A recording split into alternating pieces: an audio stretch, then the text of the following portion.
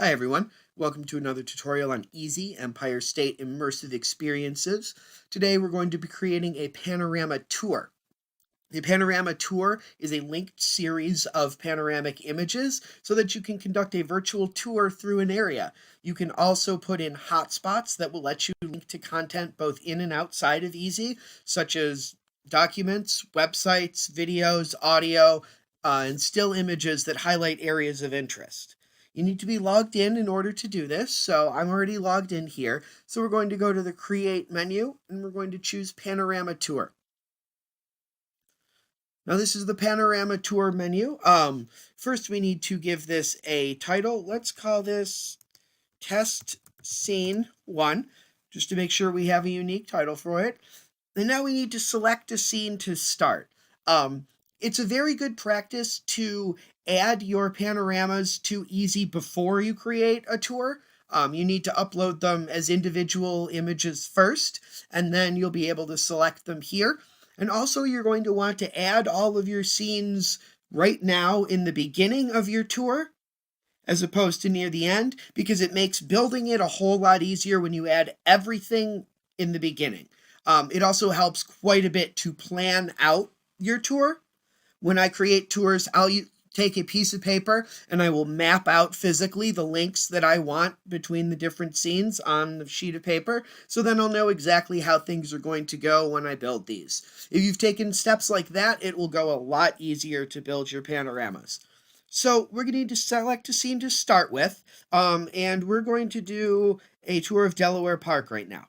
So I'm going to start with the Delaware Park path, and I'm going to add that scene. Now you notice that appears here, and this blank menu here becomes Delaware Park path.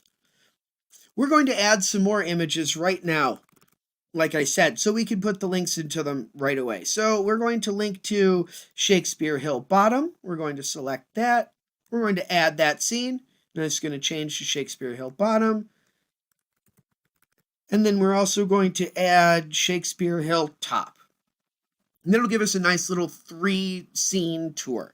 So we'll add that. Now we go back here. Now all of these have now populated into this menu. So I'm going to start from the path.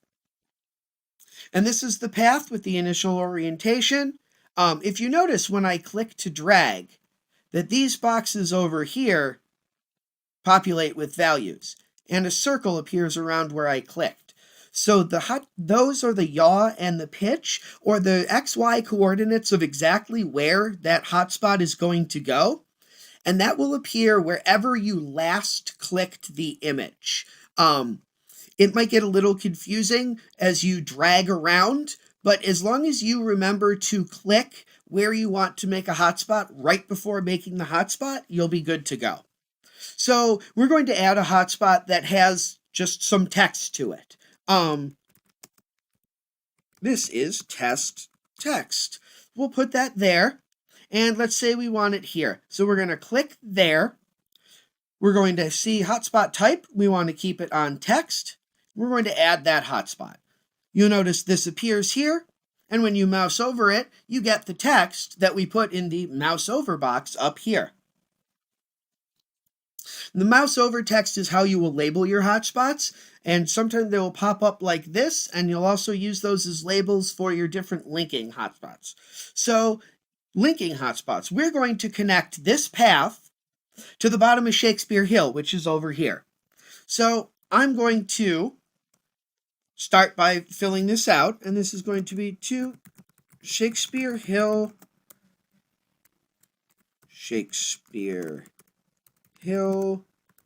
Bottom.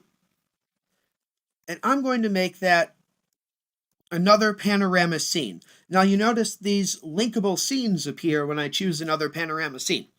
Those linkable scenes are all determined by what scenes you have added to your panorama tour already, and you can't add scenes that are not, you cannot link to scenes that have not been added. So that's why it's a good practice to always add them first. So we're going to go to Shakespeare Hill Bottom. We're going to click right here to make sure it's where we want it to be. We are going to link it to Shakespeare Hill Bottom. And then we're going to add our hotspot. You'll notice the hotspot appears with this little arrow, And when I mouse over it, it gives me the text that I put over here. Now that's about it for here. If we click this when you're in the edit mode, it's only going to take you back to the initial orientation of this image, like that. So they don't actually work yet. But if we want to connect these two together, we'll pull down this menu here. We'll choose Shakespeare Hill Bottom. And now we're in the Shakespeare Hill Bottom image. If we pull over, that path was right over here. So I'm going to click here, and I'm going to put the label to Shakespeare Hill Path, or to, let's call it Delaware Park Path. Delaware Park Path. I'm going to link that to Delaware Park Path. I'm going to add my hotspot. And now this label appears to Delaware Park Path. Now say I want to add my Shakespeare Hill Top. Well, that's going to be right up here. So I'm going to label it to Shakespeare Hill Top. And we're going to make sure that it's where we want it to be. We're going to select Shakespeare Hill Top, and we're going to add a hotspot. So now we've got this up here. So we've actually linked these three together. Now, you'll notice that I had to make reciprocal links between the park path and Shakespeare Hill Bottom. So if you create a link on one, it does not create a companion link on the other image and scene that you link to. So you'll need to manually create each of these, both on the path and on Shakespeare Hill Bottom if you want to do your tour.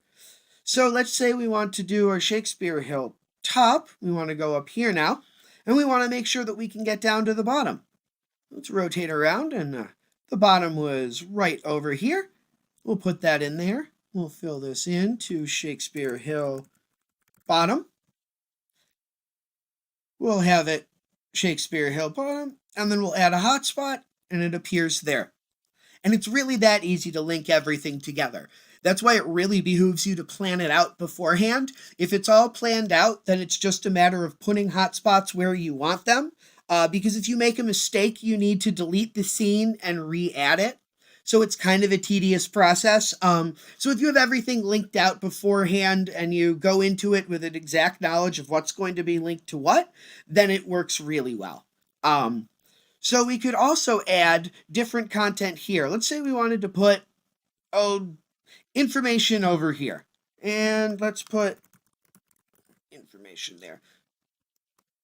We could link this to another digital object, and if you start typing in here, it lets you open other digital objects that have been put into Easy. This is where you would add audio files, video files, and things like that. If you wanted to create a tour of an area with associated histories, perhaps, like an oral history, you could have a hotspot here that links to an audio file or a video file of about the area. It's actually pretty powerful once you start using those together. In this, you can add other things.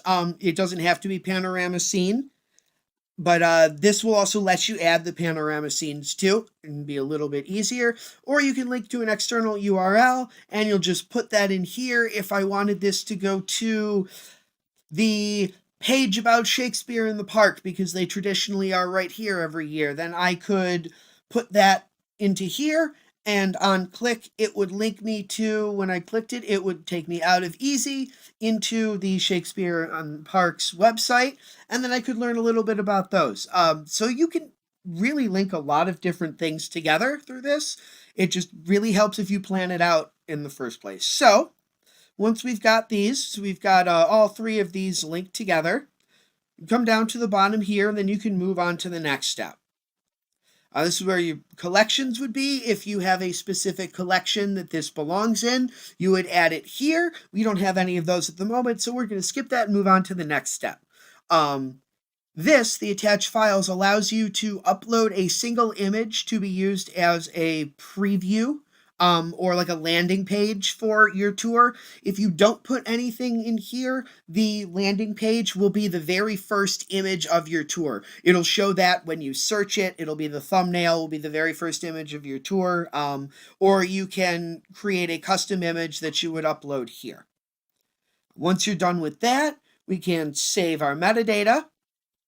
We'll come to the preview, the complete page, and we're going to save it.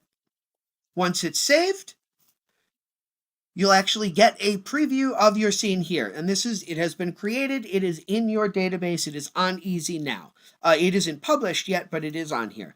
Click to load your panorama. And here we are, back at the path. Over here, there's our test text. Over here, if we click this to Shakespeare Hill Bottom, that takes us to Shakespeare Hill Bottom. There's our reciprocal link back. And then if we want to go to the top of Shakespeare Hill, we can go right up here. And that's how you create a panorama. You can go back and add individualized metadata about this panorama, or it can be pulled from the metadata that already exists for the images that you've used to compose it. It's really not all that difficult, just a little bit fiddly, but once you get used to it, you can create some really immersive and interactive tours of an area. I look forward to seeing what you guys will come up with. Thank you very much for bearing with me, and I hope this has been informative. Take care, everyone.